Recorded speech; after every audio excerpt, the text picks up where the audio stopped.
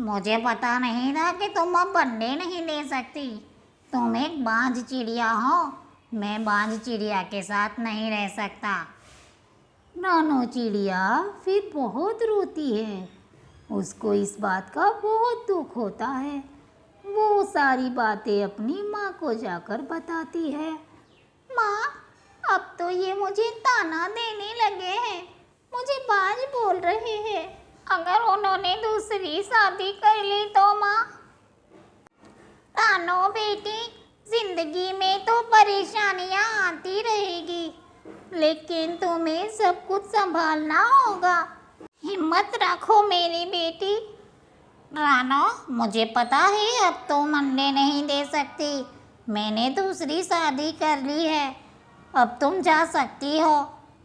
नहीं नहीं, मुझे घर से ना निकाले।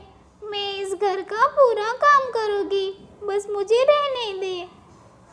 फिर उसकी नई बीवी उस पर बहुत जुल्म ढाती है। फिर भी रानो चुप रहती है।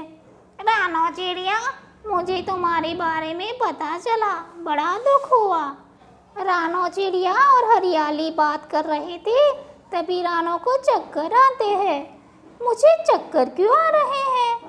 मेरी बात मानो रानो, तो तुम माँ बनने वाली हो। घर जाओ और अपने पति को बताओ। रानो घर आकर सो जाती है। उसे हरियाली की बात पर विश्वास नहीं होता।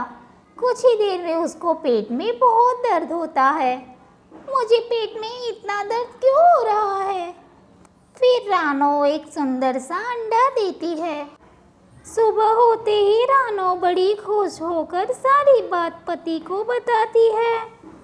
उसका पति बड़ा खुश होता है।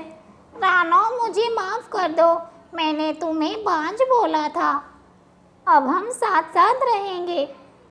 मेरी रानो ने अंडे दे दिए हैं। अब हम साथ साथ रहेंगे। देखो, मैं इस घर की मालकिन हूँ। मैं उसके साथ नहीं रहूँगी। तुम्हें रहना है तो उसके साथ चले जाओ। रानो चिड़िया और उसका पति अपने बच्चे की खातिर जंगल में बस जाते हैं और घर को छोड़ देते हैं।